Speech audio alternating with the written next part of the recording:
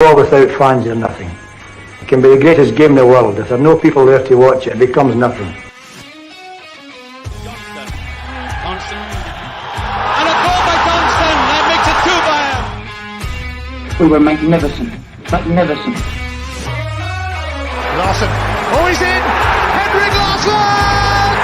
That is sensational. Nakamura. The game is over. The Rebels have won. He's done it! Gav has put it in, and without a doubt, the European Cup is on its way. We'll never stop. We'll stop at half time, and we'll stop at the end of the game when we celebrate. Hello and welcome to another episode of the Jungle Gyms podcast. Today is Tuesday, the 8th of February, and I'm your host Gavin. We're joined by Paddy. Paddy, what's happening, pal? Not much, mate. How are you? I'm very, very well. Very, very well. It's not often I say this, but, you know, just sometimes I'm just happy to be a Celtic fan, you know? Just happy. Mate, listen, I wake up every day thinking I could have woke up the day and I could have been a Hun.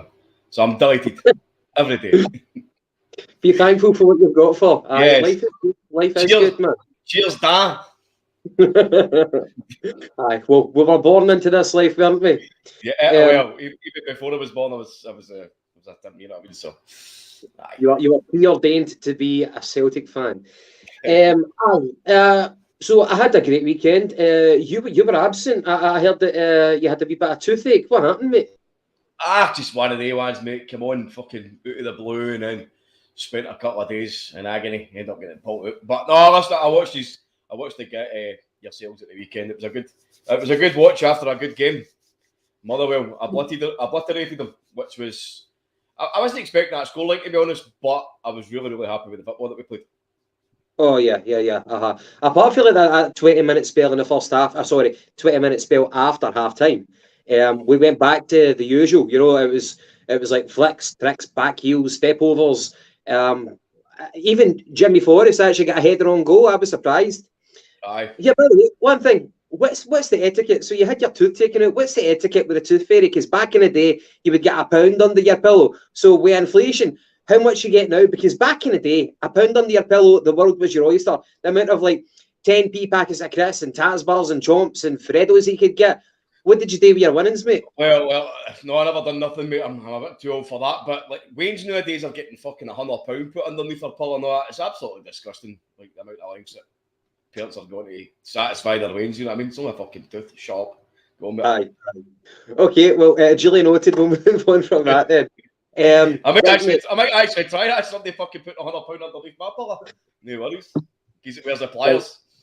To the viewers, thank you very, very much for tuning in, and we hope that you're on as much of a high as what we are after the past week or so. To the new people who've not yet checked us out, I hope you enjoyed the content tonight, and if you do, please hit that like button, please hit the subscribe button, and of course give us comments tonight. That's what it's all about. That's what me and Paddy can thrive off of on the Tuesday weekly roundup. We need the comments from yourself to actually keep this exciting, because we are rather boring at times. Well, speaking for myself anyway. However, on a sad note, we did have the passing of a former Celtic player. This guy was Dave Katanik. Now, he was one of the quality street gang. So he came through the ranks, such as your Danny McGrain's here, your Kenny Dowg, your Lou McCarry, Davy Hay, etc. So former player, he died recently, age 75. So we want to pass out our condolences to his family. Rest in peace. He played only 19 games for Celtic, so a short tenure, but of course that doesn't really matter. We need to remember players who passed through the Parkhead gates. And he made his debut, I think it was in 1966. So imagine imagine playing during that era, even for a short period of time, you know. And I think he left Celtic in his last game was in 1970 for Celtic. And then I think he joined his hometown team, like Cowden Beef, perhaps. But aye, that's all we can do. Just pay respects to a former Celtic player. So moving on, what we intend to talk about tonight is, of course, the preview for the Celtic and Aberdeen game tomorrow night. It'll be a big game at Pittodrie, and we're on a massive a massively good run of form right now, so we hope we can continue that. But of course, you cannot take anything for granted. So it's just one of the ones, game after game, take it as it comes. We can't get ahead of ourselves. We can't start thinking that we've won the league already. I know that nobody's getting that far ahead of themselves, but one of the ones. And who's in the house? Who have we got so far, mate? We've got some guys that are starting to become regulars as well. Kevin 14, how you doing, pal? Who else? Elfin Priest, seen your name popping up a few times, mate. How you doing? Hail, hail. And of course, the legend Joseph Agnew. Hail, hail, boys. Lol, we've got Ginger Bottle. Lol, hail, hail, keep the faith. I don't know if he's talking about you, Gav, or something else. I don't know. You might have to explain those comments, but There's, I'm sure. There's Paul Burrell popped up as well. Thanks for the comment, mate. Great show, guys. Keep the good luck. Keep still. Come on, hoops buzzing. Absolutely, mate. I just rolled off the tongue there, didn't it, Paddy? I'm still stuck on a wee bit of my speech tonight, but I've made my best effort. Right. Well, before we actually talk about the Celtic, I can barely speak English at the best of times anyway, so. Well, it'll be fun to work because we're talking to the Norwegian guy from Bodo Glimt. So we're going to be doing that. You're going to have to work on your accent, mate. Listen, I'll end up trying to put a fucking accent on, kid, when I'm talking Dutch or something. Aye. Right, that will be fun. So before we talk about the preview of the Celtic and Aberdeen game, there are like other bits and pieces that we want to run through. So I think Celtic had sent out an email to the season ticket holders from the kind of the North Curve region, and basically what's kind of transpired is following the pyrotechnics, which were on display, beautiful display against Rangers last Wednesday. It turns out that we now have a closure for that section of the stadium for this Sunday's game against Wraith Rovers, which is rather unfortunate. And that the fans will be given tickets elsewhere. They'll be offered that option, and if they don't want that option, then they'll be given a full refund. On one hand, kind of predictable because you know they don't like that sort of thing. I don't know if the council come down on them. I'm not too sure about that. No, if there's legal ramifications, it's a health and safety thing, Gav. So in one part it is a wee bit predictable, but another part, the display that they had against Rangers, it was something to behold. And like every like a YouTube recommendation for me, it was like picture after picture, video after video, fan vlogs, kind of encapsulating that, getting that on camera, and it went worldwide because I think like during that game, it was still a bit of a winter breakdown for a winter closure for a lot of the European leagues. So all eyes in the world were on that, and it's just a week. It's kind of unfortunate to see them being slapped on the wrist like that. What's your thoughts on that? Is it justified? Can you see both sides of the argument? It's one of the ones, mate. When I first saw it, I was like, "You dirty bastards! Imagine doing that again." But then you think about it, right? Obviously, what we saw at the Rangers game was a magical spectacle. The Green Brigade and the boys in that corner done a tremendous job, right? It looked beautiful, tremendous. All the kind of pictorial stuff is of these banners, flares, the lot. But I suppose when you look at it, if you try and sit on the fence and look at it from each side, it's not allowed in the stadium. It's a health and safety issue. People actually don't like it, and people are affected by it, i.e. maybe people with kind of respiratory issues or anything. Do you know what I mean? So there's a case here for people having their say against why it shouldn't happen. And there's obviously a case here for people saying why it's so good that it happens. But I think this is going to be a time where we're just going to have to say, listen, guys did a great job, but it's against the rules. Take it on the wrist and then start again. Start again the week after. It's one of the ones. They don't do it every week. Sometimes, you know, as like a child with a parent, sometimes you push the boundaries whenever you really want to. There's Dale, Celtic Supporters Podcast. Great guy, by the way. Excellent podcast. We'll always plug you, mate. Jump onto YouTube, everybody. Dale at the Celtic Supporters Podcast does some great interviews. Absolutely brilliant. The last one he done with Jay Beattie's dad, Martin Beattie, was a cracker. So if you've somebody seen it, please jump on and have a look. Happening, you sexy bastards. Aye, that's us, mate. He's very, very innovative. Like, I know that sounds like a fucking poncy word to use, but if he's not doing an interview with somebody interesting, somebody that you wouldn't really think of, he's doing the Friday, like the phone-in with Celtic fans, or he's doing the Friday shite talk with yourself. So he's looking at all angles to kind of keep it fresh, and the material is really, really good for what kind of Dale actually provides. And of course, it comes on to our podcast as well, which we greatly appreciate. So, for our viewers, please check out the Celtic Supporters podcast. Just a few other comments there, Gav. Kevin, 14 again. Did I see wee Gucci training? Hope he gets some minutes maybe at the weekend. I seen something yesterday that he was he's back a lot quicker than expected. We had a Gucci, so he could make another return. But as it stands now, we don't particularly need him, so there's no need to kind of rush him back. Especially if he took a slow man, do you know what I mean? But if he's starting to look as if he's training, then that's obviously a positive sign. Bend Over, great name. It's a disgrace, was terrific. I'm assuming you're talking about the board reacting to the flares. Kevin again. Rumour is that Sevco complained they choked ... on smoke. Very good. And last one for Kevin. Before he blocks up everybody.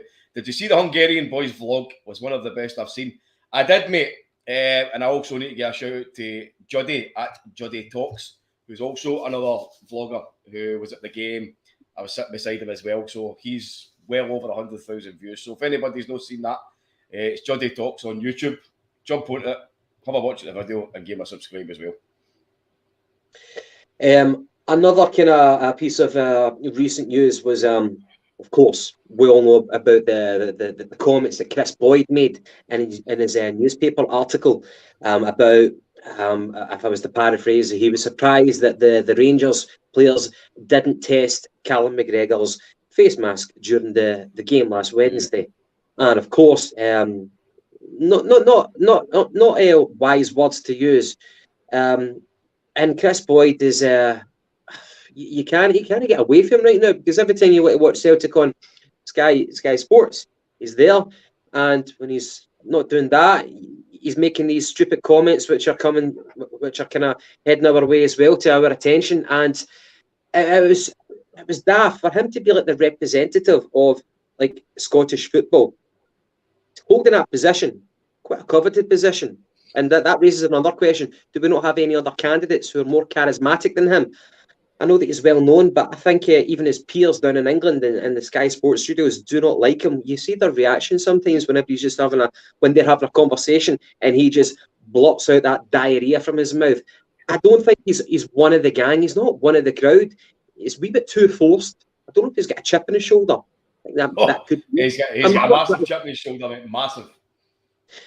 But to get back to the actual point, okay, so obviously he made the comments in his newspaper article, and then Celtic reciprocated, and they came out with a statement to say we're investigating the comments made by Chris Boyd.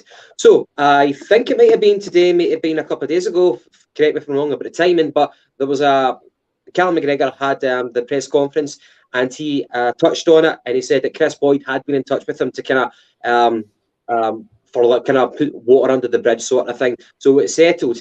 And Callum McGregor alluded to what Chris Boyd had said in their conversation. Chris Boyd apparently had said that he had it was a poor choice of words. Now, a truer word could never be spoken. However, it is a massive, massive understatement. A poor choice of words to actually suggest that Rangers players should be, testing out his facial mask. You know what I mean? Imagine like people doing it against Petricek whenever he did that. In fact, let's not be naive. It might well happen, but you don't see it if you're in the limelight in the media. It's very, very unprofessional. And Chris Boyd can probably thank his lucky stars that he's not been reprimanded by Sky Sports. So, Paddy, what was your take on that? It's just probably predictable about a man of that ilk. But are you happy about that having a bit of closure about it? Are you surprised? What's your thoughts, mate? Listen, obviously Callum McGregor was the one that he made the comments about. So if Callum McGregor's come out and said that Chris Boyd's approached him, two of them have spoke, and McGregor's willing to draw a line under it, that's fair enough. That's probably the end of that. But at the same time, I'm no Callum McGregor, neither are you. We don't need to forget that. We don't need to be civil. as much. Well, actually, I'm going to be trying quite level here tonight, right? He's all know that I can't stand Chris Boyd. I actually hate him as a commentator. I actually hate him as a player. Don't know about a person, don't know him, but he's a fucking scud book. What he is he's attempting to be a shock jock, right? He's attempting to be the Rangers version of Chris Sutton. The difference between that, Gav, is that Chris Sutton has actually got wit and intelligence, right? Yeah. Yes. Chris Boyd is a goon. He's an absolute fucking buffoon. He's a troglodyte. As much as he tries to be clever, what he does is he fucking makes himself look stupid, because everything that he says is snidey, it's sleek, and it's smarmy, right? Nobody laughs at me. Nobody laughs with him. We all laugh at him. But what he does is he overgoes the mark sometimes, which as we've seen for the last Callum McGregor comments. But I think it was Daza or maybe McGinty. It was that said it on the podcast at the weekend. Don't forget, this is a guy that fucking is taken to writing big JK before in his articles talk about John Kennedy. Knowing fine well that John Kennedy has never been called big JK, and we all know what the connotations is to that, right? Indeed, it's a very, very strange turn of phrase. I agree with you. And also the other one as well, I believe it was mentioned as well, which still astounds me to this day, is that without getting into too much about the personal life, right? I would never ever have a go at the guy for this, but I think his brother committed suicide or something. So there's obviously issues with mental health. He's a mental health ambassador, yet he still took the time to have a go at Lee Griffiths' mental health. Do you know what I mean? It's beyond the pale, mate. And as I say, there's no fucking airs or graces about him. We all know he's a Rangers supporter, right? We all know that there's plenty of Rangers supporters in the media, and we all know what they're all about. I'm a Celtic supporter. See, if I was a Celtic man in the media, I would be biased towards Celtic. I know there's no contest about that. If they want to be biased to Rangers, I couldn't give a fuck. But what I don't like is the fact that these guys are all made to be the poster boys of Scottish football, and they're so biased it's unbelievable. He's actually sitting in the fucking stadium, sniggering, making wee daft comments. He's fucking shouting, you know, when Celtics get scored against. That's fair enough. Do that in your own time, but don't do that as the man for the mainstream. As you say, he's the poster boy for Sky Sports, and he goes down there, and whatever he's been picked up here for some reason to be that poster boy, he goes down there and speaks down there with all that diatribe down on Sky Sports panel in London or whatever the hell it is down in England, and you can actually see them. I mean, guys like Paul Merson, no respect to Paul Merson, but it doesn't look to. I don't think he's the sharpest tool in the books. Even they looked at him as if to say, "Who the fuck's this fucking idiot?" You know what I mean? Aye. Do you think it's like a kind of a new low in Scottish football? Because forever they're talking about the budget that we get from the TV broadcasting rights compared to the English League, and the SFA are always talking about revamping it, making it more sexy. And I know that's a bit of a paradox using Scottish football and sexy in the same sentence. But if you were to revamp it to try and refinance it to make it more equitable, BT Sports no longer broadcast Scottish football, so we've only got Sky Sports, and for the Premier Sports Cup.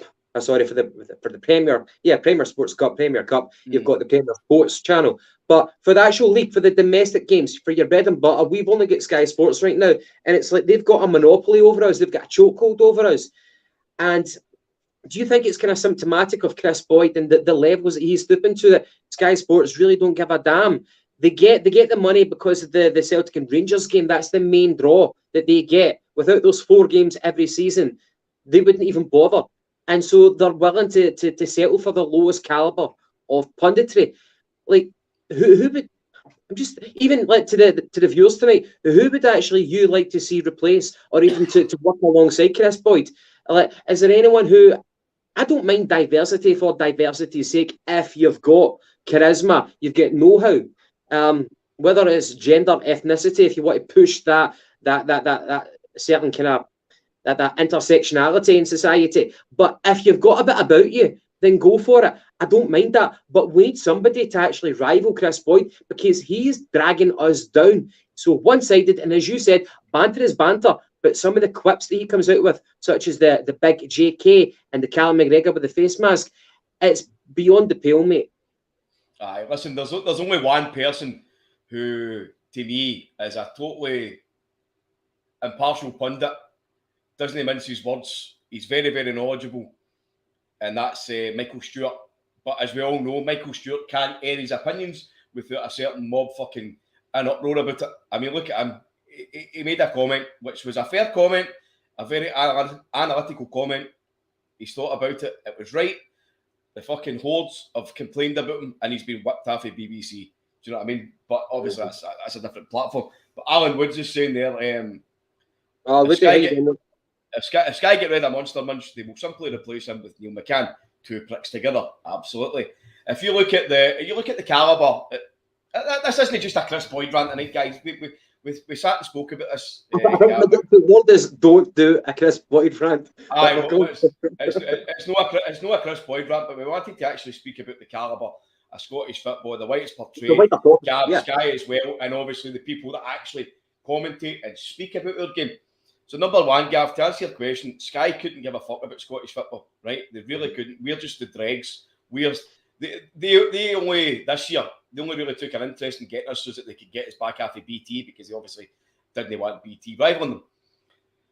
Sky, I mean, look at tomorrow night. As far as I'm led to believe, and I'm sure this is 99% correct, there's a full card on tomorrow, Gav. Scottish football, top flight, and there's not one game on Sky. Come on, that tells you everything you need to know. Every single advert, leading up to Sky for a Scottish game starting, it's fucking bagpipes. You know what I mean? And fucking this fucking fiddly D shit. It's just, you know what I mean? They could at least have put a bit of effort into it instead of the way they do the Premier League, but no, we'll just fucking play a wee bagpipe tune in the background. It's just absolute nonsense, and it's why I would urge everybody not to pay for Sky. See if he can fucking take it illegally. This is my comments alone, by the way. This doesn't stand for anybody else. This is my intellectual property. If you can fucking avoid paying for Sky, do it. Go and get a Fire Stick. Go and do it fucking off the cuff. Fuck Sky. Rupert Murdoch and everybody else. But commentators. Obviously, Chris Boyd has been made up to be this patriarch of Scottish commentary for whatever reason that I do not know. Sorry, not just Sky. This is everybody in general. Chris Boyd, Neil McCann, Alec Ray, fucking, what do you call her? That fucking woman that does Scottish women's player, Shelley Kerr. Yes, absolute fucking idiots, every one of them. Neil McCann again, out with a wee rule book. Do you know what I mean? Andy Walker, the biggest fucking arsehole that ever walked this planet, scumbag. Chris Commons, a lick spittle arse-licker. Do you know what I mean? He's like a fucking a wee squirrel up Chris Boyd's arse. James McFadden talks utter shite. I say the only ones I can actually listen to is Chris Sutton, because I love the way he comes across, and I love the way that he's controversial without being a total wanker. And Michael Stewart. Michael Stewart's about the only one that offers kind of unbiased opinion, intellectual opinion. Moving on, I want to give one final kind of candidate, but it would never ever happen because he's already retired. And this was my favourite ever pundit on Match of the Day. I kind of prefer an elder statesman, an old school type guy. And my favourite pundit on Match of the Day was Alan Hansen. I don't know if he had it. Did you not like him? I don't care if you had the relations with Rangers or anybody, but nothing to do with that, mate. I just always thought it was a bore of fuck. All right, I preferred that. Like Alan Shearer nowadays. No, can't go home.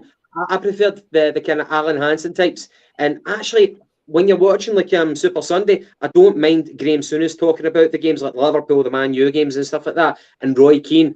I prefer people who have been there and done it in the old school. But that's never going to happen because we don't really have an equivalent in Scottish football unless we're to bring out somebody like Willie Miller for Aberdeen Bank. He's like a director. It's never going to happen. But I think some of the young pundits just try too hard. But moving on to another person with the surname of Boyd, his namesake. And this is a kind of on this day topic. So back in 1992, for a wee history lesson, Tom Boyd made his debut for Celtic. This was about 2 days after he signed for Celtic. and that was the kind of the famous transfer swap. So we had Tony Cascarino, who was shockingly bad. Both my parents tell me how bad he was for Celtic. He was meant to be a good player, centre forward, and he did diddly squat, hee-haw, north of the border. So we traded him to Chelsea, and in return, we got Tom Boyd. Now, Tom Boyd was a utility player at the back. He could play central defence, he could play centre back and also in full back. And whenever he signed for us, he was a quality player. You would almost call him the way I use the word cultured full back, but he was a very, very talented player. So for the people of our ilk who kind of remember him at his latter stages of his career, he was a far better player in his heyday, of course. So we got him from Chelsea, and on that day, in 1992, he played in the game against, I think it was, let me just check my notes here, Airdrie, 2-0 against Airdrie. It was at Parkhead, and the attendance was 18,854. Quite different from nowadays, and that's telling in itself about how grim the early 90s were. And I'm sure you remember this guy's name, Jerry Craney. He scored both goals in that victory for Celtic 2-0 against Airdrie. Jerry Craney. He was one of the ones who had the People's. Your favourite top.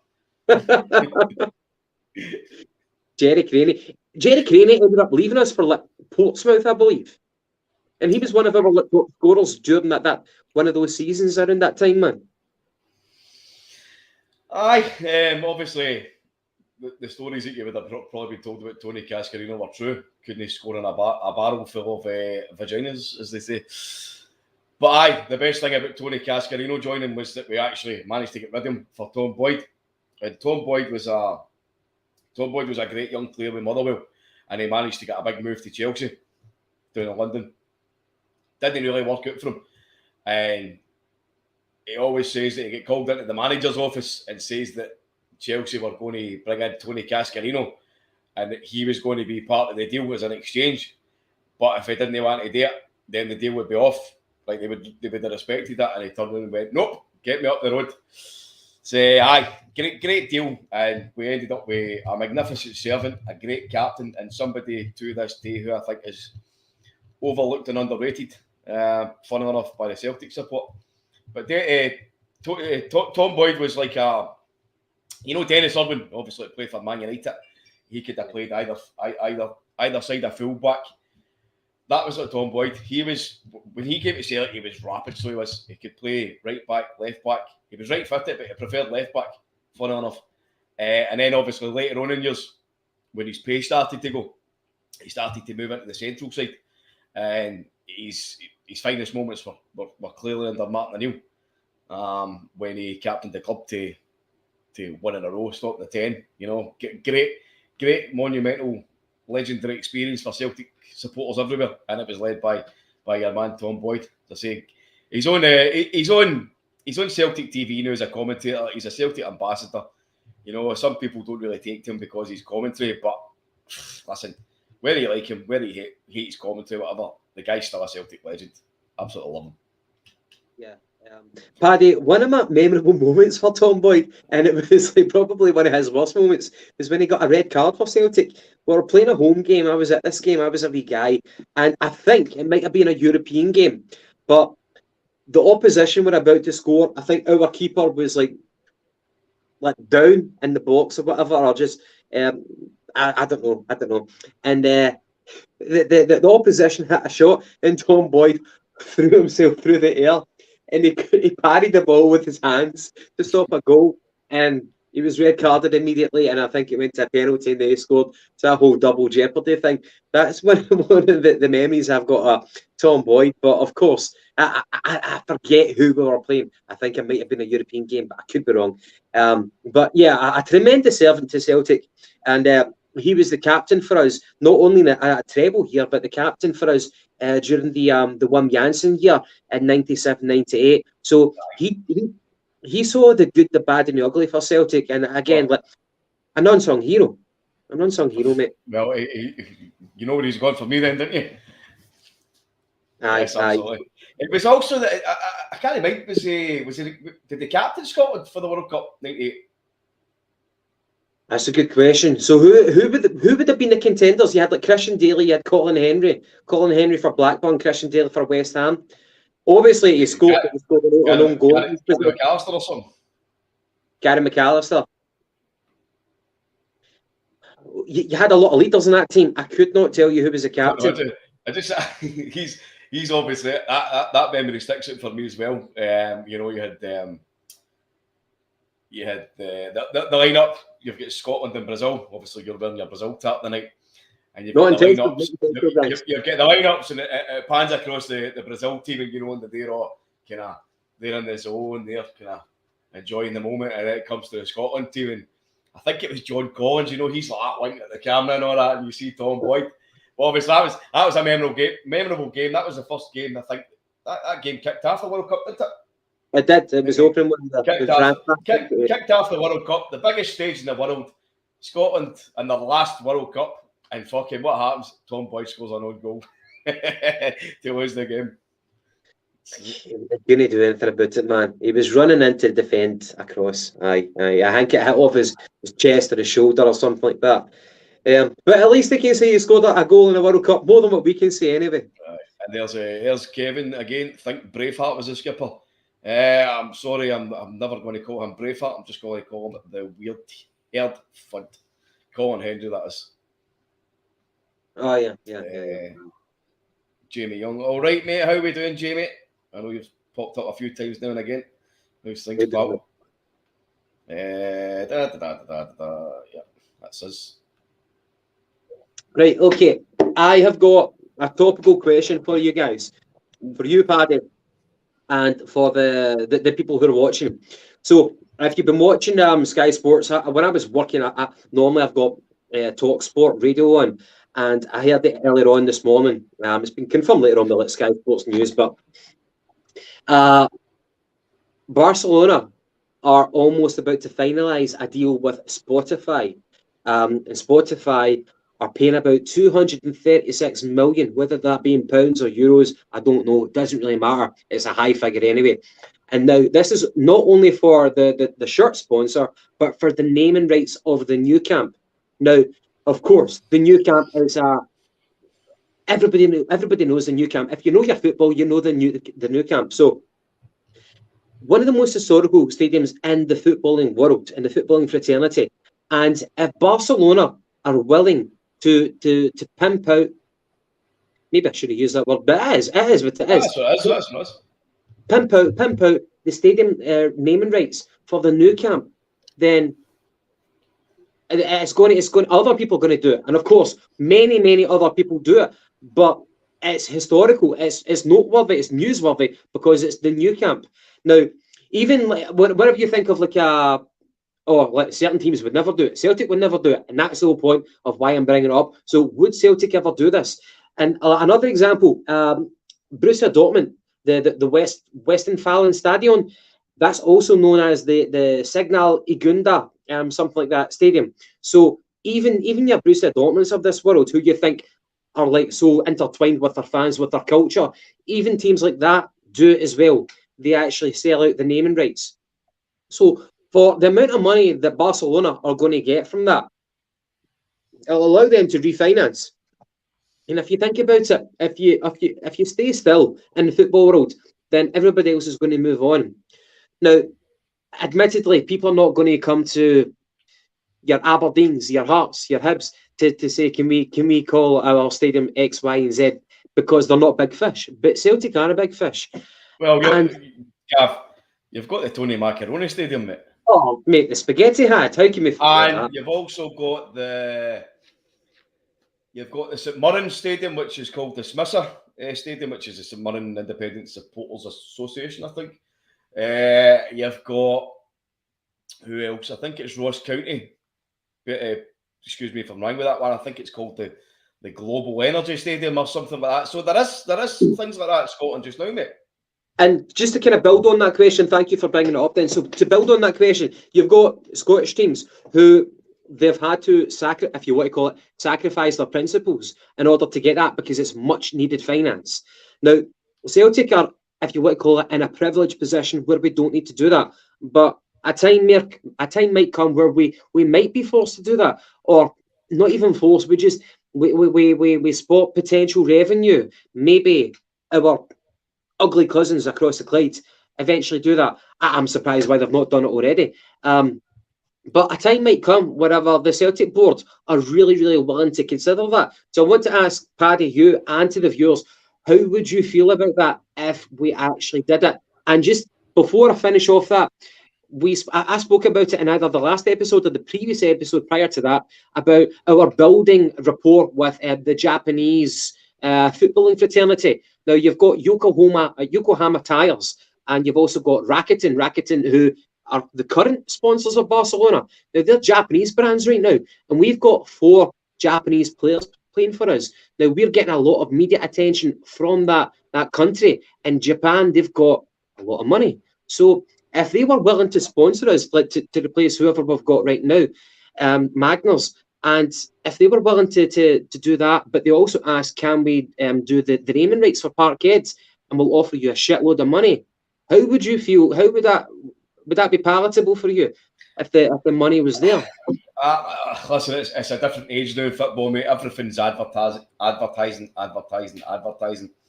You look at the outside of Celtic Park, there's advertising.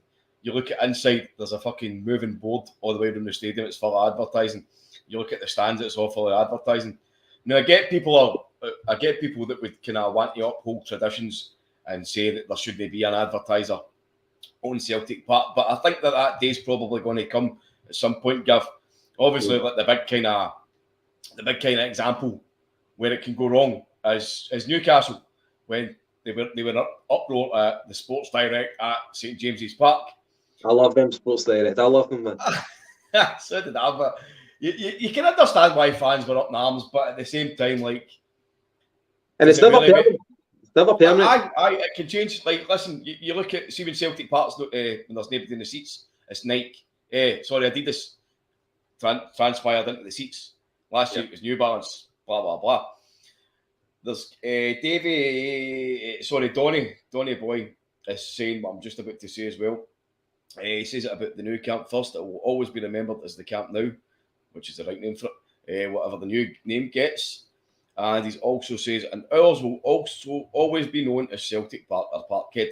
Correct. Now, I get that. How would you feel if the official name has changed, though? I get that. Well, the official name's Celtic Park, but people call it Parkhead or Paradise. Do you know what I mean? It's either Celtic Park, Parkhead, or Paradise. It's always going to be that for everybody. As I say, I think that day is going to probably come soon, Gav, because you look at Celtic, we don't get much revenue at all for the domestic league. We hardly get a penny for winning it. I think we get £2 million if or when we win the league. So what we do is we always go outside to try and get sponsorship, merchandise, everything else that comes with it. If we want to progress into the bigger leagues, then we need to try and get in with the bigger merchandisers and sponsors. You know what I mean? See, if you look at the shirts now, you've got Daffabet or fucking Magners or Mr. Green's, one of the partnership sponsors. It wouldn't bother me if we went to another company that wasn't a gambling kind of site, do you know what I mean? Or a drink site, as long as it was a sort of an ethical company, or they one of their kind of horrible fucking thing like Amazon or something like that, one of these nonsense. But as I say, mate, just to answer the question, if a sponsor went up over the stadium, I don't think I would like it that much, but I don't think it would bother me too much as long as it wasn't a fucking stupid name. Like, I don't know, the fucking Sports Direct at Celtic Park or something. You know what I mean? Because that's going to be fucking red, white and blue. Yeah. Do you remember LA Galaxy? It was called like the something Depot. It was a horror. That was the stadium that David Beckham was playing at whenever he signed for LA Galaxy. The Home Depot Centre. Home Depot, aye. That's basically like the American version of B&Q, I think. Aye. Like the ugliest name that you could ever get. But every stadium in America is like that. Everything's all commercialised. I mean, you look at teams across the continent of Europe, right? Maybe like fucking Norway or something, whatever. and they've got like a sponsor on the shirt. They've got another a sponsor on the sleeve. Sorry, they've got a different sponsor on the other sleeve. They've got 3 sponsors on their back. They've got 5 sponsors on their front. 2 sponsors on their shorts. This is just the world that we live in now. But it was the same with Celtic fans because we always tried to uphold the traditional values. And like years gone by, we wanted to keep the hoops unbroken, and they tried to put numbers on the back of the tap, and everybody went mental. So the number went to the number went on at the shorts. Then the numbers ended up the back. We've ended up with the broken hoops. 2000, you know, everybody went mental. Does it matter? No, not really. Now we play in Europe, and we've got the big white badge brighten up the hoops. So our traditions that way, in terms of the shirt, have been long gone, a long time ago. Do you know what I mean? So to walk into Celtic Park and there's a sponsor above there, does it really matter that much? Especially when you've got fucking Adidas and this and that everywhere. You know what I mean? I actually did a bit of research about this. This kind of rings a bell. One of the first ever shirt sponsors in Europe was for a German team. And can you think of an alcoholic drink you might have with a Red Bull?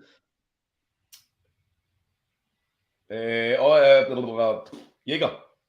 Yeah, that was it. That was the sponsor. That was a long time ago. I think that was like maybe the 70s.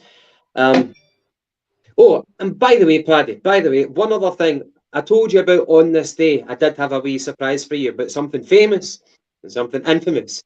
So, of course, Tom Boyd was the happy memory. Right. So, see, before you bring that up, can I just get some of the guys' comments out before I forget them?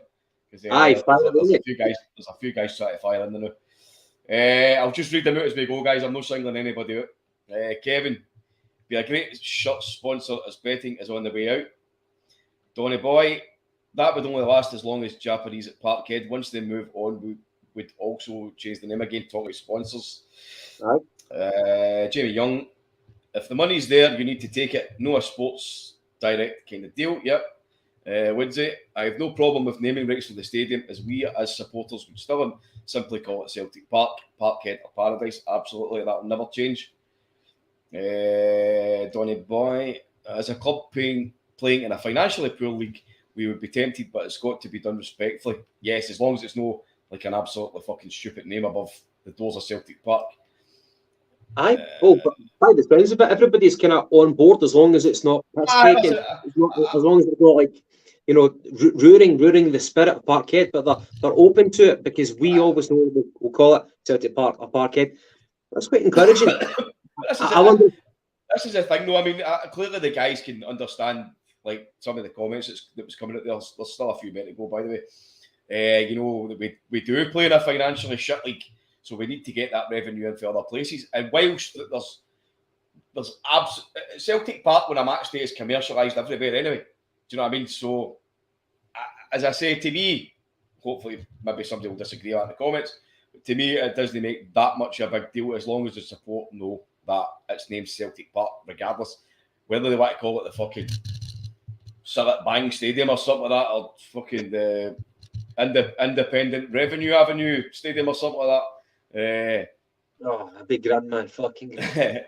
Aye, think of the capital letters. Joseph Agnew, as it is still Celtic in charge, no takeover to shut us down. Absolutely. Kevin, as long as we don't go back to sharing shirt sponsors, yes, that's another great point, because as it used to be, Gav, we get sponsored by CR Smith, so were they. We get sponsored by Tenants, so were they. Whoever else. I think when Magnus sponsored us, the sister company was Blackthorn. I think that might have been. Do you know what I mean? And that was obviously sponsors no wanting to ostracise ourselves in Scotland. Why have we never been sponsored by Guinness? Like the link seems so tantalising. Why has that never been the case? Like, admittedly, Guinness doesn't need any promotion. Guinness is a brand name. It's almost like the Coca-Cola of the alcohol world. But Gav, if you look at Guinness's history, mate, they'd be more inclined to sponsor Rangers. Really, mate? Oh, fuck. Yes. Very. I feel like I'm putting it there with it knowing. No, it's a very royalist background. There must have been a reason when I did my Dublin tour. There must have been a reason why I actually kiboshed the Guinness factory. I just thought it'd be boring, but maybe there was something in my blood that told me not to do it. Right, here's a good one for Donny. The Emirates doesn't have the same ring to it as Co or Paradise. Now, again, we most of Celtic supporters kind of political ideologies and kind of backgrounds and thinking. You know, there's clearly got to be some semblance of thinking into a company's ethics. And I know we might not know everything about a company's ethics or the way that they operate. Clearly, we know about some. But the likes of the Emirates, I don't know how that works for like Dubai and Middle East, whatever. But Emirates isn't bad. We've got an Emirates stadium right on the doorstep of Celtic Park, and that is fine. So see if it was to be called the Emirates Celtic Stadium, that is fine, no worries. He's fucking £60 million for it. Mate, fucking Cameron, it's not going to be anywhere near that. Well, listen, hey, you want to leave to Paradise, you better fucking pay We're not playing a game of Monopoly here. What's that? Aye, we're not playing a game of Monopoly here. This is proper money. Here's a comment. I feel as if this one's aimed at me. I might have said something, I don't know. Angelo Tyre, how you doing, mate? Paddy, who should play at right wing? Abada or Forrest? Mate, there's only one fucking logical answer to that, and it's Abada. Yes. Sorry, Gav, I know I cut you off to get through some of the comments from the guys. I didn't want to miss them out. So you were going to say about the other teaser for on this day? Aye, that was a bit of a kick up the arse. We're talking too much corporate nonsense. But yeah, the on this day, can anyone guess what it was? I was at this game, and if you were, no matter where you were, you'll never forget it. And you'll remember the headline the next day. No, it's not Cali Fisser, is it? Super Cali Globalistic Celtic are atrocious. Yeah, mate. Yeah. Wow, It was a fucking horrible night. The weather was pish. Oh, I couldn't tell you who was playing for us. Probably like Oliver Tebley. He was playing in that game, but the only one that sticks out, Gav, is Ryan Christie's dad, Charlie, playing for Cali Thistle. All right, okay. Well, I can't remember off the top of my head. No animosity towards him. You know what I mean? He was. Nah. 3-1 Inverness Cali. That was the game that Viduka refused to come out half time, wasn't it? It basically sealed the end of his career. He'd bust up with John Barnes in the dressing room at half time and then refused to come out. I'm just going to Google the lineup again for that. Do that, mate. You're the IT guy. Aye.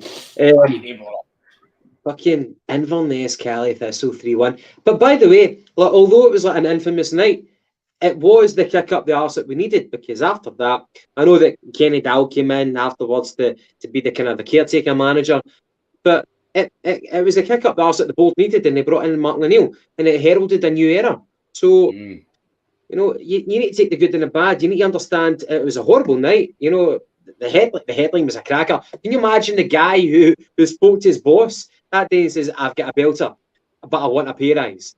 Like, oh. Aye, no doubt he's went to one of his edit. No doubt he's went to one of his editor's office, knocked on the door, and there he is in there shagging a goat with his Masonic hat and said, "By the way, that fucking headline's going right on." Oh, aye, you would definitely get a pay rise for that sort of headline. More innovative than John Barnes' tactics, especially. And of course, Henrik Larsson was injured at that time. He'd already had his leg break. Are you bringing up the lineup for that one? I'm trying to get it up, mate. By the way, talking to John Barnes, do you remember when John Barnes came in? Some of the football that we played under him at the start? I remember.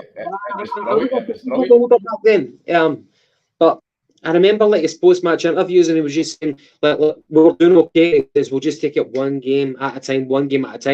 And we were thinking, yeah, brilliant, we're winning, we're doing okay.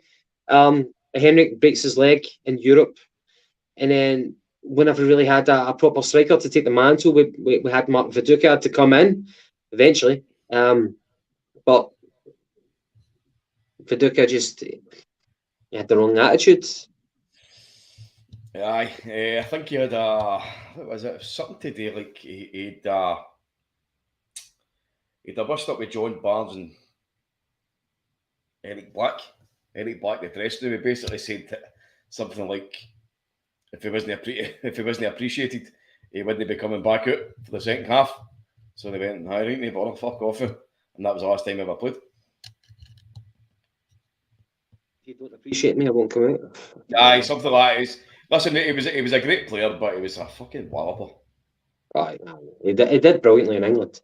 Right, unless you have that lineup. No, I don't have it. I'll pull it out somewhere else. You're a shit IT guy, by the way. I know, mate. I can't do two things, mate. I can't talk and fucking type at the same time. Right, okay. So moving on to the actual preview against Aberdeen, mate. Just to give you a wee kind of intro about Aberdeen, they're doing shite right now. They are 7th in the league on 29 points, and I believe that we've actually got more than double them because we're on 60 points. And they've only got 29. They have won 8, they've drawn 5, they've lost 11. The weekend there, they were beaten against 10-man Livy, 2-1. Mm-hmm. Yep. Aye, Kevin, you're right. Celtic started on fire that year, then Larson broke his leg, and it all fell apart. I wonder how it would have worked out. Possibly. And there's Atomic Destructor as well. When they used to hold press conferences in Bird's Bar, I think that's well known to most folks, mate. Kenny Dalglish was adamant, that they would pull players down to Celtic Park every couple of weeks, Gav. And I remember they actually pulled Vidal Risef down to go and do an interview with the fans at Birds, the Gallagher.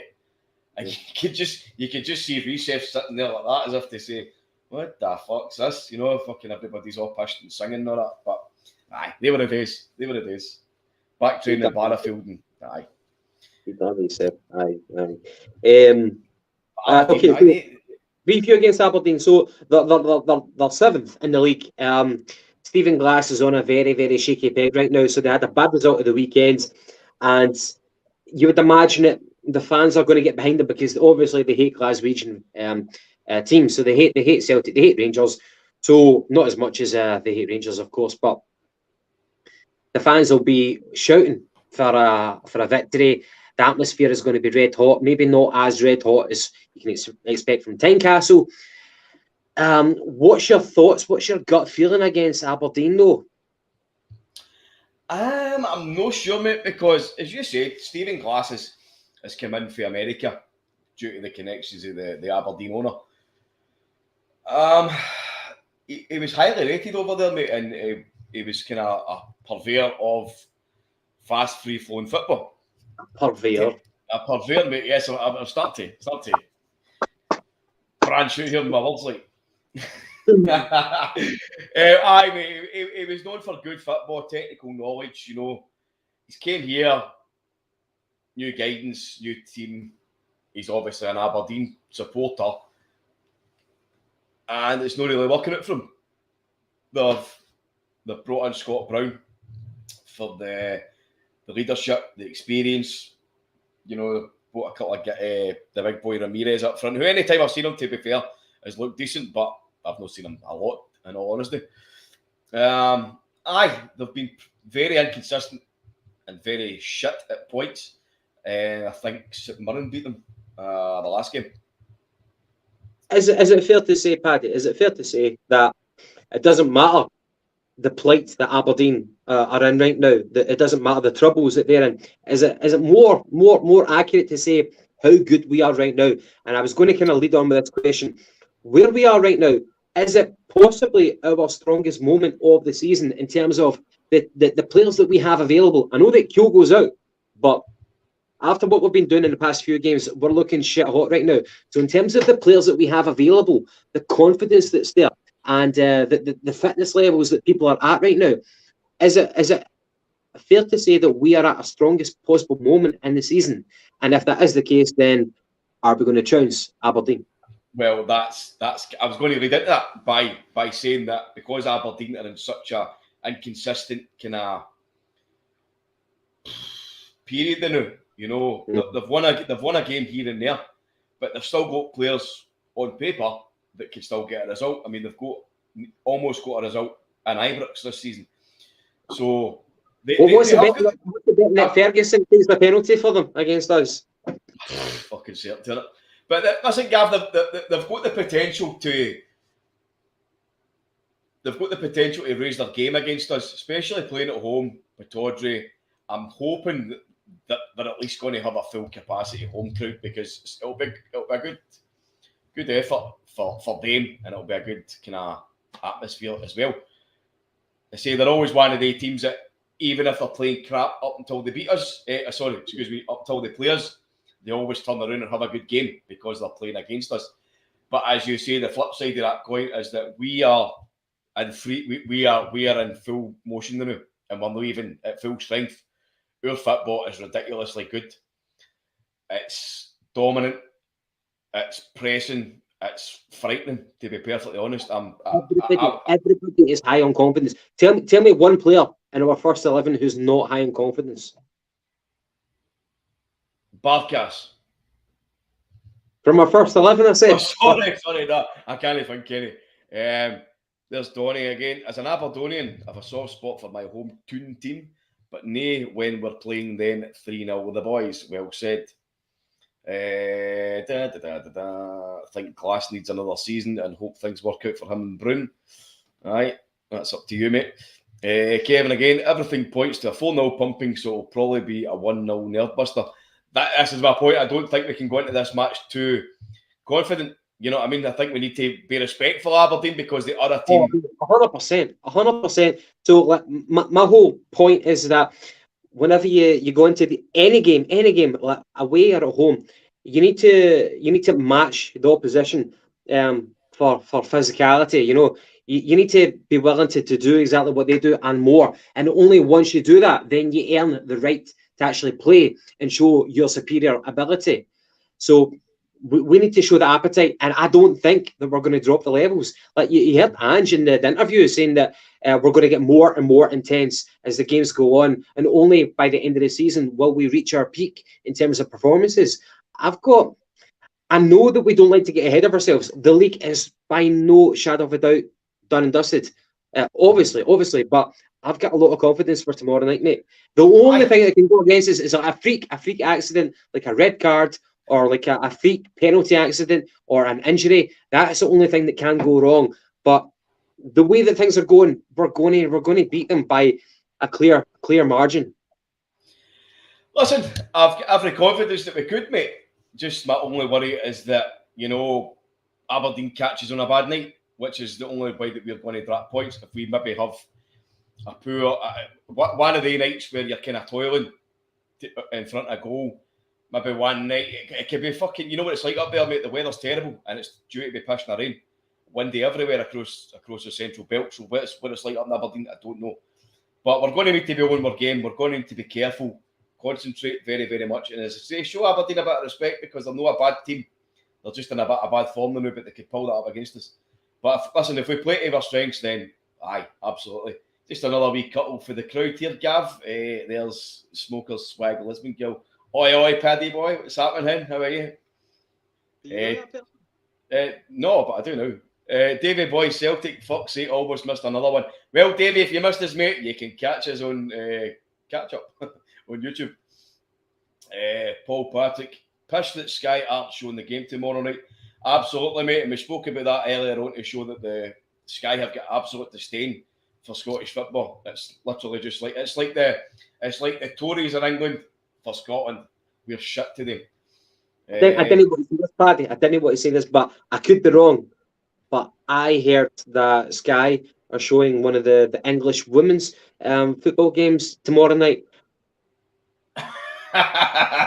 Well, mate, it wouldn't surprise me in the slightest. If that's the case, then aye. Until we confirm it, I don't want to go overboard to say that's fucking shocking.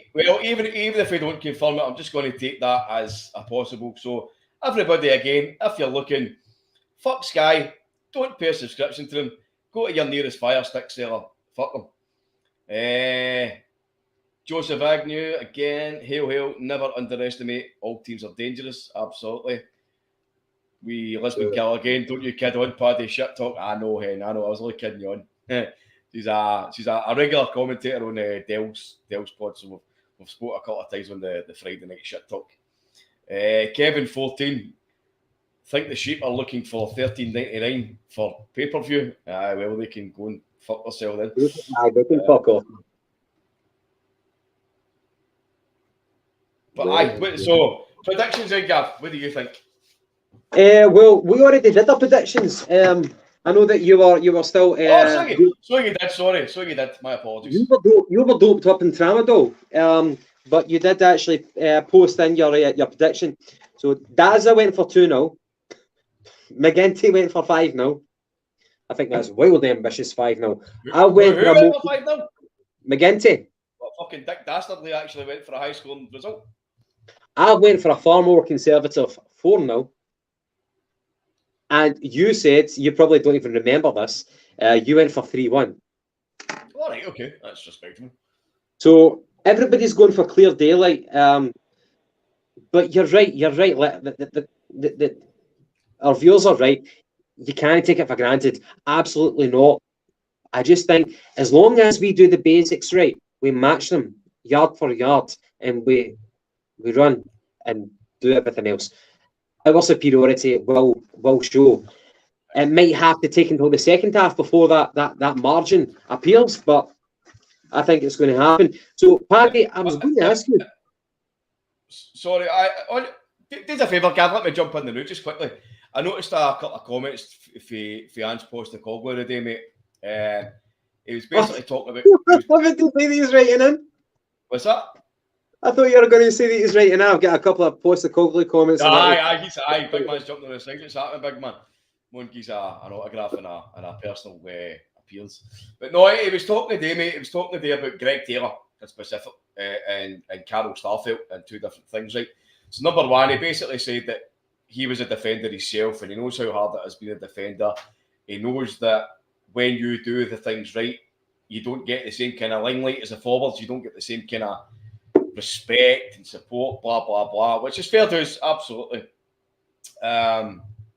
He also says that Starfelt has been a credit to the team and he's been a rock at the back. So, recently, again, a player who I've criticised in the past and still will do if I think he deserves it, but he's played very, very well. He's now a mainstay in that centre back pair. Starfelt with Vickers. And the other one that he mentioned as well, Gav, was Greg Taylor, and he says that Greg Taylor has obviously come back from injury, but he's slotted really, really well into the kind of tactics, the shape of the team the last month. But he says what he's also did is he's kind of took on a mantle in the dressing room of leadership. So he says him and Callum have got really, really tight. So it's basically Callum and Greg Taylor who are the leaders in the dressing room. It's a formidable duo there. Would you ever have thought that? Greg Taylor. I don't like to say hold it and nod it, but fuck off. That's good for him. That's good for him. Greg Taylor, I think is still under 25 years old. Correct me if I'm wrong. He's still a young guy. Greg Taylor, he's had a lot of stick. I think I'm kind of more with you on that point. I'm a bigger fan of Starfelt, maybe what you've been overall this season. But so Davey Boy here, Paul the Tim picked the right score the last two games. What is he predicting tomorrow? I don't know. You'd need to ask him. I Paul the Tim let us know. Right, okay, so Starfelt, I'll just say that Starfelt has not been as consistent as what Cameron Carter-Vickers has been, but I think he's progressively got better and better and better. There's been a couple of sugary games for him, such as the cup final, but he wasn't brilliant. And maybe another one, maybe Hearts away. I don't know if I'm getting amnesia about Hearts away there, but I think steadily he's been better. The very first game. Yeah. Aye. That's the one. But I'm a fan of Cameron Carter-Vickers, and let's not ignore the fact that Julian has been on the bench for the last how many weeks? Three weeks. Julian has been on the bench, but he's not yet came on. Now you can look at it both ways. But well, why is he on the bench if he's not good enough to come on even as a sub? But at the same time, you might think that Ange Postecoglou does not want to disrupt the centre back pairing because Cameron Carter-Vickers has not disgraced himself. He's been very, very steady, and I think Starfelt has been very, very good as well. Yeah, regardless of what anybody thinks of him at this moment, that goes myself and all. At this moment, Starfelt and Vickers are the number one pair at centre back, without doubt. Julian, as much as everybody, as some people wanted to see him in the team, the guy's just coming back for a year being out injured. He's still to get up to speed, but regardless of that, he's still to earn his place at the centre back. So as it stands now, the senior players are Starfelt and Carter Vickers, and that also applies now to Greg Taylor. Who said it there? Who is it? Sorry, Donny Boy again. I think Taylor gets more stick than he deserves. Imo. I don't. Well, he probably does get a lot of pelters, certainly for me. But I only do that when I think he deserves it. But as I say, if somebody plays well, and I'll say it, and the wee guy was absolutely immense against the Hunts, and he has been good a couple of times this season. But there's other times you're just looking at him and he looks like a Kilmarnock player. You know what I mean? So more times than none, he's not been good enough for Celtic, but he has shown that he can be good enough, which is a massive, massive positive. So hopefully he can now start to bring that into his game more. I think a fair comment is that how could you explain Anthony Ralston getting so many plaudits during the season, but Greg Taylor has only gotten a few plaudits in the last couple of games? Greg Taylor was not really eye-catching. I know that he got his injury with the shoulder, but Greg Taylor was not eye-catching for a long part of this season. Only in the past few games has he done very well. And by the way, in the cup final at left back, he did very, very well. And Paddy, you said that as well. He's gotten very, very confident in the past month or two. And yeah, we're confident with him as well. And we hope he's going to be our main choice for left back. But if you can compare and contrast to Anthony Ralston started off like a heather on fire from like day one. And he's been very, very unlucky to be surpassed by Josip Juranovic, and that's only because Josip Juranovic is calm as a Hindu fucking cow. There it is. What's the other comments we had there? There's Donny Boy. I'll bring this one up again. Lisbon Girl was talking to Lisbon Girl in the comments. Aye, that's true, and I find it strange that some of our support wish to slate players instead of encouraging them. Listen, I find it weird that some people do actually go their way to be curmudgeonous, moaning-faced bastards when it comes to players. They'll just curmudgeonous, mate. Curmudgeonous. That's not. Mate, I'm on fire tonight, mate. Earlier on, and now curmudgeonous. Getting there. Listen. Some people just love to moan. Right? There is people like that without any shadow of a doubt. Like say myself, I'll criticise a player when I honestly do think it's worth it. But see, rather than go about all the pishy-washy part of saying, oh, maybe he's statistically this, I'll just turn around and say shite, right? Because if I think he's shite. That's just my opinion. But again, if I think he's good, he's good.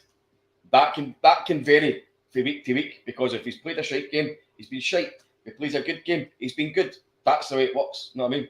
If a player's played more shite games than he has good, then on average, he's shite. Vice versa, he's good. You know what I mean?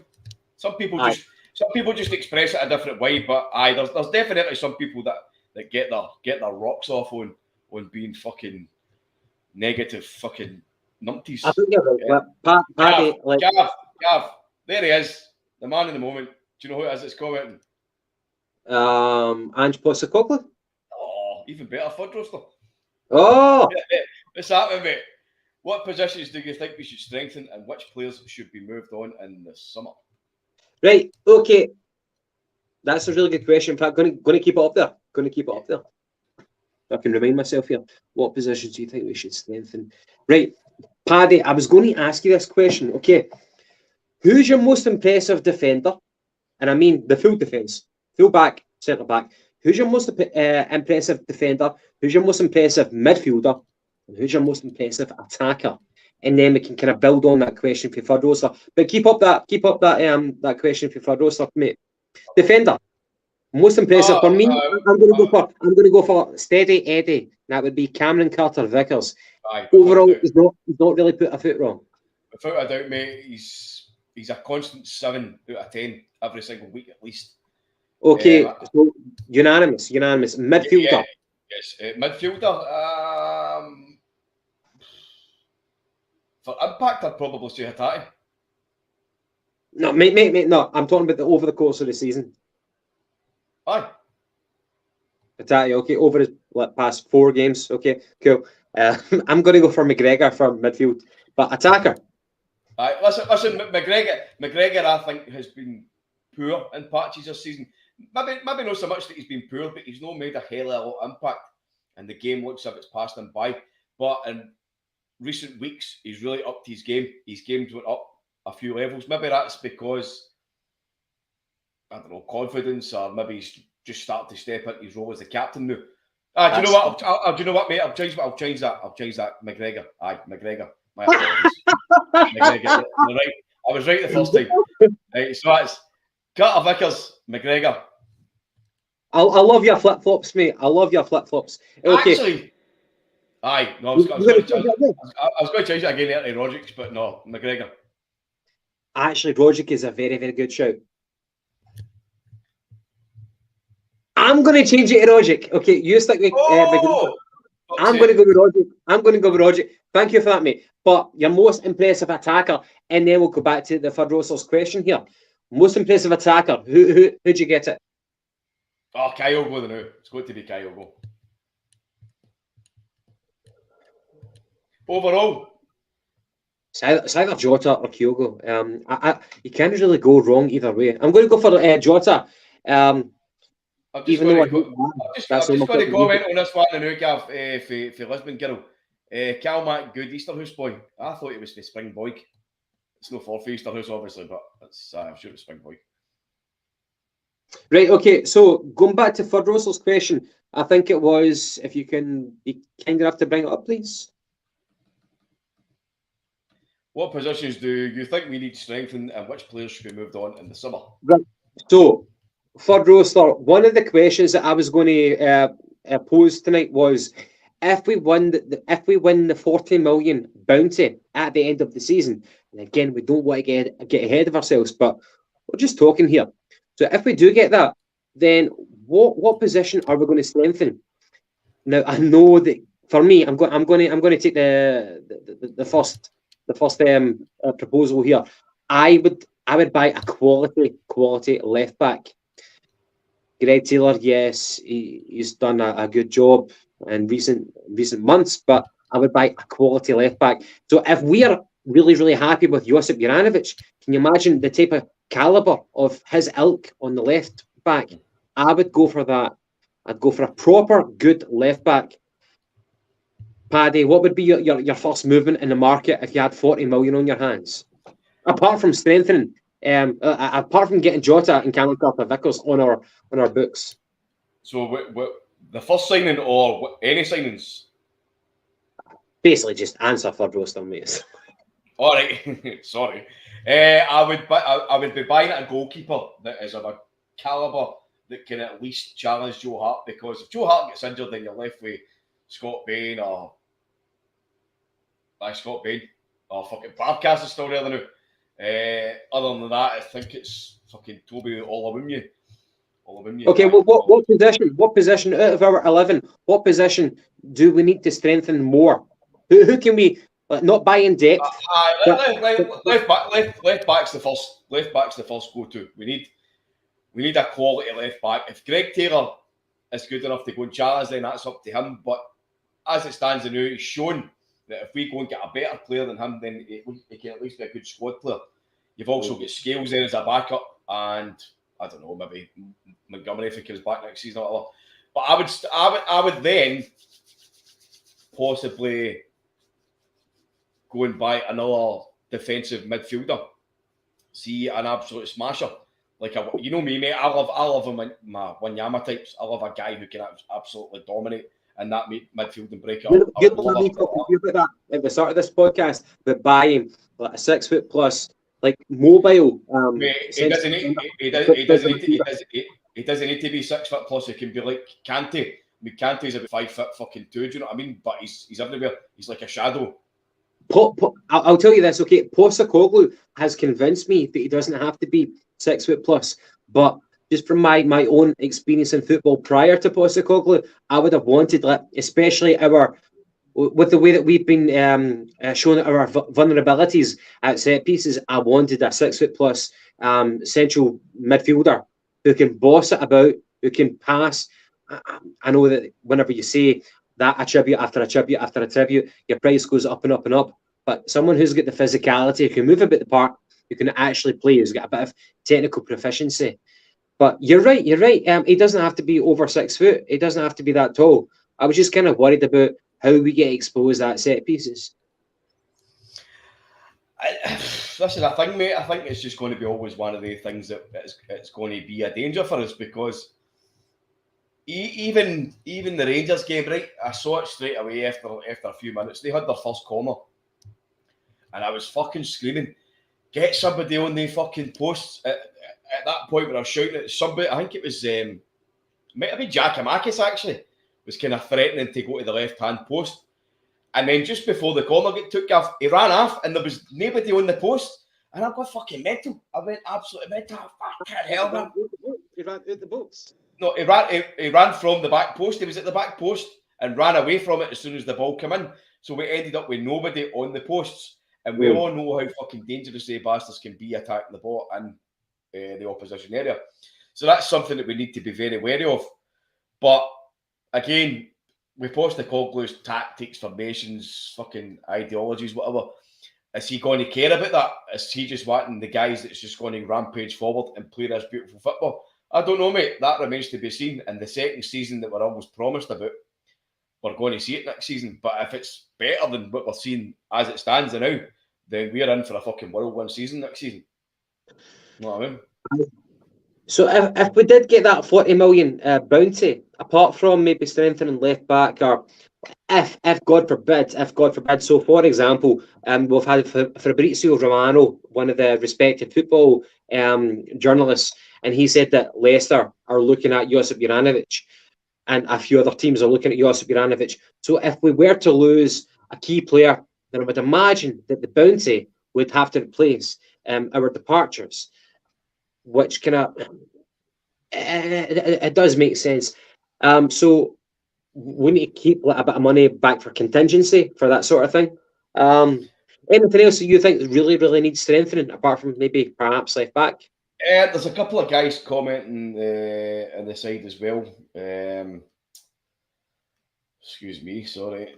Donny boy, remember we've got Etiquette as a midfielder as well. Aye. Kevin, always keep Forrest. AJ, I think, is done. There's a few guys here talking about Forrest, saying that he's done. Third roaster, aye. Forrest has lost a lot of pace, absolutely has. I'm not too sure about your next comment, mate. I think you've been fucking smoking a bit of crack here. Maybe we should look at Forrest's wee brother, Livy. Absolutely not, mate. No disrespect, but that's fucking mental. But no, I would definitely, absolutely, 100%. I said this earlier on. I think this is Forrest's last season at Celtic. He's lost that pace. Injuries have taken its toll on them. As we know, he's in his 30s now. I think he's 31. He's due a testimonial at the end of the season, so let him have his testimonial. Move on into the sunset, because he's not got a place in this team anymore. He's actually lost his position on the right-hand side. He's now being shifted over to the left, and he's less effective on the left than what he is on the right. So with him being less mobile, less of an impact player, he's now in a worse position than he's ever been. You know what I mean? So he's definitely, for me, his moment's been and gone now. But absolutely, keep him at the end of the season. Hope he can do something. Do you know what I mean? Experience. To third roster, I get what you're saying. Obviously, the younger Forrest has been more eye-catching than the senior Forrest. But the one thing I would say is that his age, like Paddy, what is he, about 25? So he used to play for like Ayr United. And then, Forrest? Yeah, younger Forrest. Oh, mate, I couldn't tell you what age is. I just know he's fucking. He's like, I don't know. He's shite. Right, okay, well, regardless if... Okay, I take that aboard that if you think he's shite, he's okay. If you think that he's shite... I don't mean he's shite, sorry. That's me being flippant. He's at a good level than Livingston for a player like that. The point I was going to make in response to for Roser is look at Abada. Abada's 20 years old. So... Why am I even talking about that shit then? That's what I'm trying to get off. I'm just fucking telling you, I shite me, bud. Oh God, Paddy, I need you to do a lot of fucking... Aye. You need to tell me about the wind-up fucking comments. I didn't know until you started getting into fucking depth about Alan Forrest. And he's just... That's why he's called Fud Roaster, because sometimes he's roasted your fud. Aye. Hey, okay, Paddy, when was the last time that you were this excited as a fan? Brendan Rodgers, his first season. Now, I get you, but we've got proper competition on our hands. Brendan Rodgers, whenever he took over his first season, the only competition we had was in Europe. That was the only source of competition. But your daily bread and butter, that's a different type of gravy. So I think, in my opinion, it's more exciting nowadays because we're kind of neck and neck with Rangers. I know, but like obviously the last time I was excited to watch a Celtic team and be excited about the aura around Celtic was when the Messiah, fucking Brendan Rodgers, sailed into Celtic. You know what I mean? Well, and he took the team and he elevated it to massive levels. But if you're talking about like an excitement period when we had a proper challenge, then it would probably be Neil Lennon's second season, the one that we actually won the league. Like talking about Brendan Rodgers' first season, like how excited could you really get whenever you knew that we could drop points against X, Y, and Z, but still win the league? But now it didn't matter, mate. We still every single game. It was totally night and day for what we'd seen under Ronnie Dyler. Now, Ronnie Dyler obviously had his positives and this and that, but towards the end of his tenure, it was flat as fuck. We were dealing with guys like Colin Kazim Richards running about the park with a wig on. Carlton Cole scoring one goal with his ass that he never even meant. And fucking, I can't even tell you, fucking Gary Mackay-Stevens running about. Fucking, he was one sweep away from going baldy. Doing absolutely hee-haw. But then when Rodgers came in, it transformed the team. So it was as if he came in and waved a magic wand and brought in he brought in a dynasty in his first season, and that just continued all through the second season, through the first season. I know the second season he done massively tremendously in terms of trophies and that, but I wasn't. I don't want to say this because it sounds a bit prophetic and up my arse, but I kind of seen through his shit early on. The first season, mate, I would have hung off every single word that he said. But see, the second season, when he was regurgitating all the same stuff and talking bollocks, I was like, hold on a minute. But Neil Lennon's second season was a cracker, mate. That was the season after we got the emphatic speech, Celtic Park. This is only the beginning, you know. Bring back the thunder. This is only the beginning, which brought a tear to a glass eye as a Celtic supporter. Left the fucking hairs on the back of your arse fucking standing up. It was amazing. We'd lost the league, and this guy's out in the centre circle at Celtic Park giving this fucking passionate speech about bringing back the thunder, and everybody was like, wow, this is it. And then next season. Right, a lot of people are making comparables with the footballing style. So again, we're talking about the excitement levels of now and then. But what about the football levels, the actual football style? Are we going back to Tommy Burns? Because Martin O'Neill, the football that Martin O'Neill played is not comparable to what we're playing right now. No. Martin O'Neill had a lot of physical players, shall we say, who didn't really have... There was only certain technical players in the Martin O'Neill team, but I think we've got much more technical players now compared to Martin O'Neill. They were... I don't want to... You know the point I'm making. Like, for example, the back three were big fucking bruisers. We don't play that because we're much more fluid. You rely on your one-on-ones against your opponents. It's not about numbers. It's not about physicality. You trust in your own football ability, whereas we might not have done that with Martin O'Neill era. So comparing the football style that we've got right now to bygone eras, Tommy Burns, I think we're better than Tommy Burns, but that's what I harken back to. Where do you see the comparables with the football style? I think the last kind of free-flowing football that we used to actually play was under Brendan Rodgers. But obviously, the football was much, much better under Tommy Burns. Tommy Burns brought in that kind of European style, almost European style, even though it was mostly linked towards the kind of, playing football the Celtic way, under the Lions, Jock Stein, this kind of era. Football was absolutely immense. But as we all know, TB came up against a financially doped Rangers team. Came up against some quality players. You know, that was one of Tommy Burns' comments. He says, fucking Andy Gorham broke my heart, will be etched on my tombstone. You know what I mean? Because the guy just pulled off fucking world saves after world class saves. But Tommy Burns, but threw far too many games. You know, it just wasn't to be. But it's amazing to say that for a guy who just won a Scottish Cup in three seasons, to go down in folklore as such kind of attractive football etched into people's memories, that says something special. Do you know what I mean? Like, it hardly won fuck all, even though the Scottish Cup was a pivotal moment in that, because we hadn't won for so long. But one cup out of 3 years, and he's still remembered as being one of the best managers. That tells a story. Yeah, I think everyone was tearful whenever he actually left Celtic Park. And Paddy, I guess moving on, we've been through a lot of topics, but one thing, and it almost feels like ill-fitting to actually bring this up right now, after all the kind of positive, funny, humorous, uplifting topics we've talked about. I will hold on to that thought. What have we got? Stepping a boy, one-touch football is what we have now. Yeah. That's another new comment. How you doing? Davey boy, Angie's football is 10 times better than that ultra slow push by Brendan. Well, second season, third season, absolutely agree with you. Brendan's football in the first season was brilliant. Second season, third season, push. Best technical football since Tommy's team, absolutely.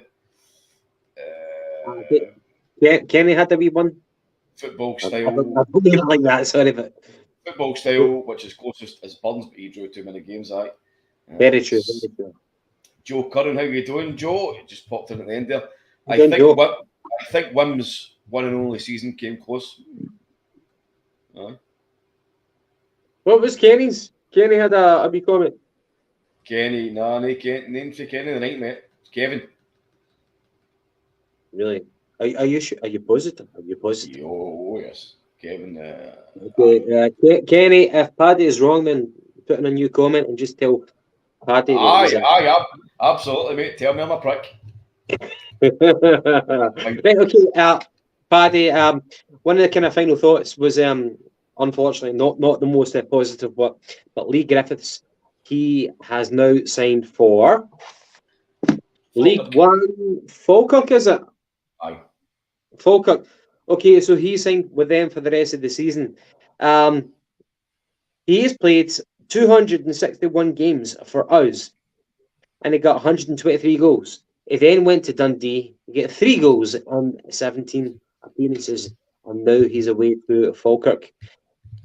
Yeah, Paddy, how do you sum up briefly the kind of the nosedive that he's had? I know that there's been different factors in it, but it's unfortunate, and nobody takes pleasure in watching a talent nosedive like that in football, because he made a massive mark, and I think in the top 20 goal scorers for Celtic, he's in that top 20 category. I'm just going to, unless you're a Rangers fan. I'm just going to touch on 2 questions here, Gav. Obviously, the guys have missed the start Fud roaster prediction for Pittodrie, as Gavin says to me the other night I predicted 3-1, even though I can't remember. What was yours, Gav? 4-0. 4-0. We're getting to win for 5-0, I'll tell you that. 5-0. Right. And Donny boy, what's the guy's thoughts on GB expulsion for the next home game? Donny, we spent a wee section on that at the start, mate. It was basically, just to quickly summarise it before we move on, because we're coming to the end of the show. The flares in that, what I thought was a magnificent spectacle, visually stunning. It's been something that's been spoken about over the world. You know, the atmosphere, the visuals, amazing. But we understand that some people don't like them for obvious reasons, and we understand as well. We like to I like to bash the board every now and again, but sometimes you've got to sit up, be a big boy, put your big boy pants on, and think logically.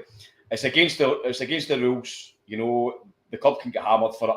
So if they're going to hammer the guys technically because they're doing something they're not supposed to, then you can see the point. But at the same time, it looks amazing. Celtic as a PLC make money off of this kind of visual spectacle, blah blah blah. So there's a whole thing going on about it. But at the end of the day, it's not allowed.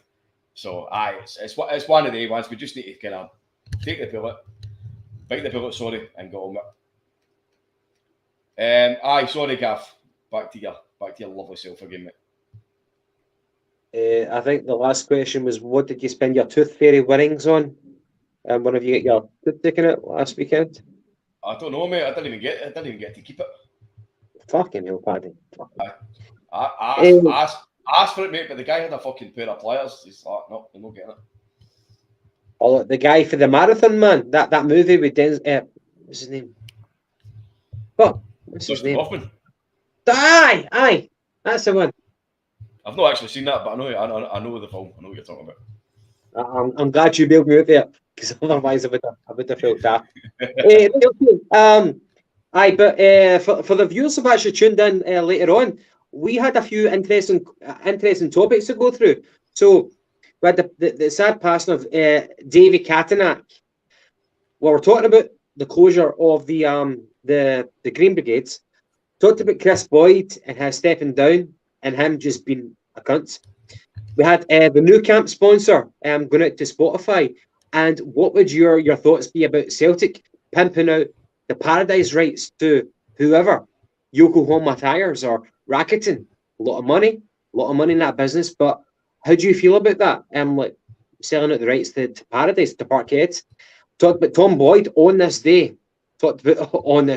Listening out to Inverness Kelly Thistle. And the preview against Aberdeen, how do you feel about it? Again, there's a danger of being overconfident. Paddy, is that your main concern about Aberdeen tomorrow night? The overconfidence in terms of our form leading into this game, and Aberdeen just being shit in general? Are we walking on broken glass? No, I don't think we'll be overconfident, mate. I think Ange is good enough to keep us kind of towing the line that way. You know, that nobody gets too ahead of themselves. They realise that still a long way to go. You know, this is a nervy trip. My only worry is that sometimes the fucking break of the ball won't go for you. Aberdeen are a team that can mix it up, you know, albeit they're in a poor spell. They can turn up one night and beat you. You know what I mean? Any team can beat you. It's a fucking 50-50 game, you know what I mean? But it's not a 50-50 game. Behave yourself, pal. I don't know. It's fucking 100% divided by 3. What's that then? You either win, lose, or draw. What's that? Won't give you the fucking math man here. 100% divided by 3. Yes. You look like 33.33%. Aye, so football's at 33.3%, and you either win, lose, or draw. How's that? You sound like Al Pacino in Any Given Sunday here. Hooah! Hooah! Hooah! Yeah, that's from Heat. Listen to us. Hey, great film. Aye. Listen, albeit, mate, it's going to be a hopefully first and foremost good game with a good win. But I'll just do the wee fucking spiel at the end if you want, mate, because you've fucking been brilliant all night. I totally forgot at the start to do the plugging thing that like McGetty told me to. McGetty told me to do this. Like talk about Spotify and Facebook. Paddy, you did that shit. Right, guys, as you can see on the bottom of the ticker bar there, if any of you haven't done it, going to please do us a favour, jump onto the YouTube channel, click the like button and the subscribe button, because see, the more subscribers that we get, the more that we can continue to do this. And I know it's an hour and 34 minutes in. We usually try and keep the Tuesday episode to about an hour, but there's so many still on, so many still talking, so we're more than happy to stick about that wee bit extra longer to keep the interaction going.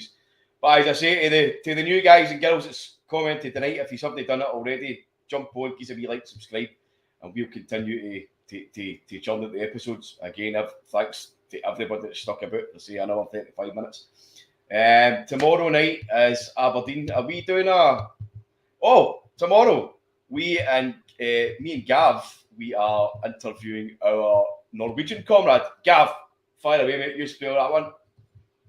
Right, okay, so we've got a guy who is a Bodo Glimt fan. Super fan. A super fan. He loves it. Whenever you cut him, he bleeds toothbrushes. And when I say toothbrushes, that's the symbol for the club, okay? It's weird. And we're going to find out the affinity between the Norwegian team and toothbrushes. It's a weird connection. However, we will find it out. So we're going to do a fucking podcast with this guy tomorrow. Me, Paddy, and the Norwegian man. And then afterwards, I think I'm going to have to talk Norwegian in their podcast. It's going to be really, really crazy. But yeah, tomorrow's Wednesday, and we're going to do it. So it's going to be really, really fun.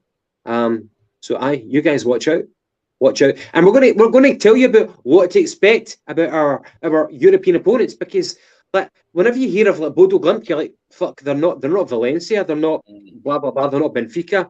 Who are they? We've never heard of them, but let's not discount them, because that team beat Roma 7-1. Yes. Jose Mourinho, Roma 7-1. So as Gav has alluded to, we are getting the Bodo Glimt super fan on. Basically, what that's going to allow us today, me and Gav, is we're going to sit and talk to them, and we're going to get first-hand knowledge about Bodo Glimt, how they play, what their supporters are like, what their stadium's like, the whole shebang.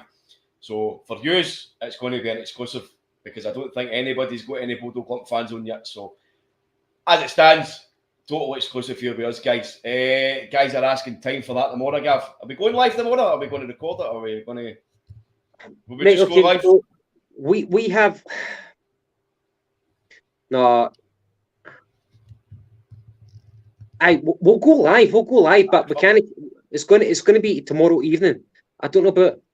So I think it's going to be 5:30 whenever we talk to him.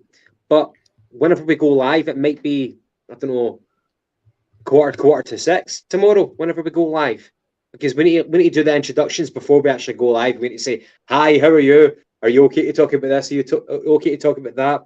There might be like a 15-minute brief introduction, and then we'll go live. So me and Paddy are going to talk to the Norwegian friends about 5:30 tomorrow evening, and hopefully, if we don't have any technical issues, we'll go live about 15 minutes later.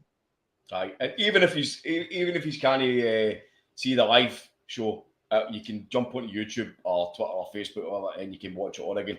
As I say, hopefully that'll allow you guys to get some kind of inside knowledge on Bodo Glimt and who they are, and that's obviously the team that we're going to be playing next Thursday. Yes, pre-match waffle, great, absolutely, Donny. Are we doing are we doing one tomorrow night, Gav, for Aberdeen? Tomorrow's Wednesday. Yeah, I can do it. I'm available. Aye, fuck it. Right, me and Gav will be on after the game as well then. So if he's in about and he's absolutely, well, I know he's absolutely love us, but if he can stand to listen to any of our push later on that night, never mind anybody else, come to us, come to the Jungle Gyms. Real talk for real fans like you guys. You heard it here first for Paddy and Gav. And the whole Spotify, Facebook, all that shite. Yes, as I said, give us a wee like on YouTube, jump onto the channel, give us a wee subscription because it helps us to help you. The YouTube channel, Jungle Gyms Podcast. We're on Spotify as well, Jungle Gyms Podcast. I said Facebook, didn't I? Aye, Twitter. We're doing a lot of stuff on Twitter now, so if anybody wants to jump onto Twitter, the wee link's in the wee bar there, just under the screen, but it's at Jungle Jumps Pod. So there's loads of ways that you can get in contact with us, guys. If you've got any questions, anything you want to bring up to the podcast or episodes, any questions you want, or if any of you fancy a wee appearance on it, give us a wee shout and we could maybe arrange something. Good idea, mate. Mate, listen, guys and girls, excuse me, sorry, people. I know it's a funny old age. If any of you people fancy a wee appearance, you are more than welcome to give us a wee contact and we can try and squeeze you in. Have a bit of fun with the Jungle Jumps Fudge Roaster. You know what? Who else? Joseph Agnew. Joe, I'd love to get you on, mate. Really would. You and Kenny be the dream team. Aye. Guys that have been quoting for ages. And Joe Curran as well, aye. Kevin, I've got absolutely no idea what this means, mate. I download yours on Podbean. What the fuck is Podbean? McGinty's the man that deals with all that shit, so I've got no a clue. You're full of beans. Aye. But listen, it's been a great night, and as I say, I know in 40 minutes now, you've all stuck about. We've had to stick about because you're still here. So I didn't realise the time there. I know we've had to stick about because of you. So thanks very much, my dinner's called causes, right? I didn't even make plans for dinner. But anyway, Paddy, I kind of forgot my place there. Paddy's doing on the fucking the show here. Just guys, give a break. love yous the bits. So just keep the comments coming, okay? If you like to comment, if you like the material, hit the like button. Please hit that like button and subscribe and share it with your mates, okay? But apart from that, fucking brilliant, okay? Love you to bits. Cheerio. Right. Happy Tuesday night, toots, and we'll see you tomorrow.